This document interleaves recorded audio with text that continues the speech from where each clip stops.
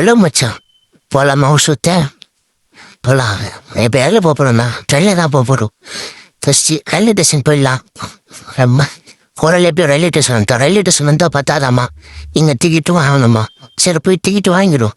குண்ணா என்ன டிக்கெட் பண்ணா சரி ஒன்று ட்ரெயின் வருமாண்ணே? வருமா? சரி டிக்கெட் வாங்கிட்டோம். அப்படியே நடந்து போகலாம். யாருன்னு பையனா? இவனா என் உடன்பிறப்பு. ட்ரெயின் வருமா வராதா?